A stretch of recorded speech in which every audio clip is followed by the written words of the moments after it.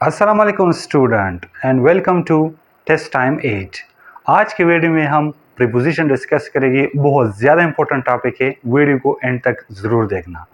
हम आज के वीडियो में सिर्फ 3 प्रीपोजिशन को डिस्कस करेंगे और ये प्रीपोजिशन बहुत ज़्यादा इंपॉर्टेंट है। नंबर फर्स्ट पर क्या है? आन है, एन एंड एट। ये प्रीपोजिशन हम इस वीडियो में डिस्कस करेंगे। अच्छा, ये प्रीपोजिशन आप कहाँ पर इस्तेमाल करते हैं? ये एक्चुअली वो प्रीपोजिशन है जो लोकेशन के लिए इस्तेमाल होती है। ठीक है, तो आज के वीडियो में हम इनको एक्सप्लेन करेंगे। ये बहुत ज़्यादा डिफ़िकल्ट होते हैं स्टूडेंट के लिए, क्योंकि इसको पहचाना, इसको लगाना और इसको यूज़ करना बहुत ज़्यादा डिफ़िकल्ट होता है कि स्टूडेंट के लिए कि हम कहाँ पर कौन सी प्रीपोजिशन इस्तेमाल करें। तो आज के वीडियो में आपके ये कंफ्यूजन इंशाल्लाह हम दूर करेंगे। तो नंबर फर्स्ट पर हम यूज़ करते हैं आन। जो प्रीपोजिशंस होता है वो कहाँ पर इस्तेमाल आप करते हैं? ठीक है, आन यूज़ करते हैं हम सरफेस लोकेशन के लिए। सरफेस लोकेशन के लिए मतलब क्या? मतलब ये मार्कर है, ये मेरे सर पर है, ठीक है, यहाँ पर। तो अच्छा, नंबर फर्स्ट को डिस्कस करते हैं आन को। आन आप कहाँ पर इस्तेमाल करते हैं? आन आप सरफेस लोकेशन के लिए इस्तेमाल कर सकते हैं। ठीक है, सरफेस लोकेशन का मतलब क्या? For example, on the table, on the chair.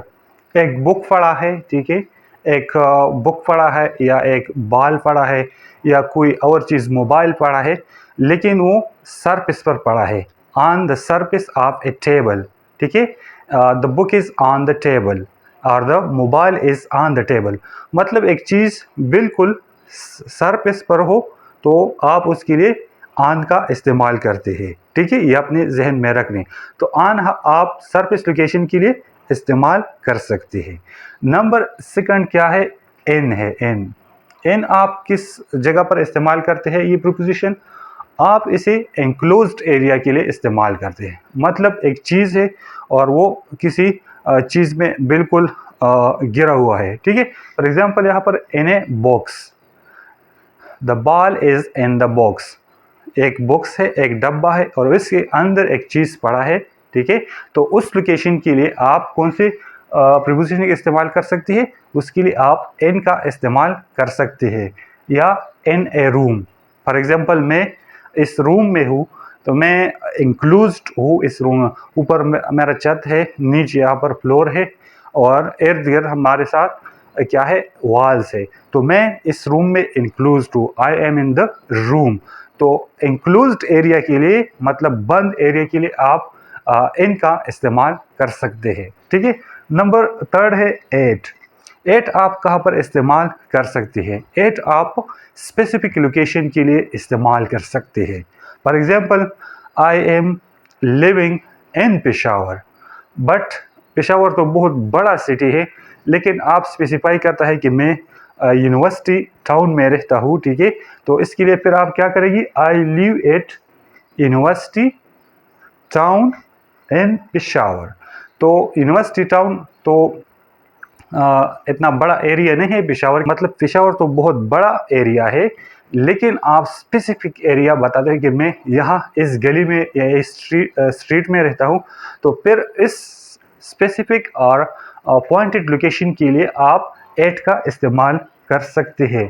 For example, I live at university town. अब यूनिवर्सिटी टाउन पेशावर में एक स्पेसिफिक जगह है, तो फिर स्पेसिफिक एरिया के लिए, ख़ास जगह के लिए आप एट का इस्तेमाल करते हैं। अगर आप बड़े एरिया, मतलब ऐसे कहते हैं आई लिव इन पेशावर, तो मतलब पेशावर तो बड़ा सिटी है, बस स्पेसिफिक लोकेशन नहीं बता, तो फिर आप इनका इस्तेमाल करते हैं। अनदर एग्जांपल को देखिए, at the door.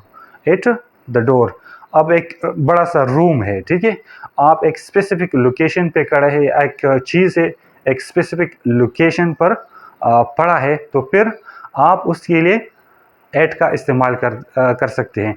For example, एक चीज़, एक कपड़े है, एक तुलिया है और वो डोर पर पड़ा है, तो फिर आप कह सकते हैं कि the specific thing is at the door. तो स्पेसिफिक लोकेशन के लिए आप एट का इस्तेमाल कर सकते हैं। तो इंशाल्लाह नेक्स्ट वीडियो में हम मोर जो प्रीपोजिशन है, इम्पोर्टेंट प्रीपोजिशन है, वो उसको डिस्कस करेंगे। तब तक के लिए अल्लाह हाफिज़।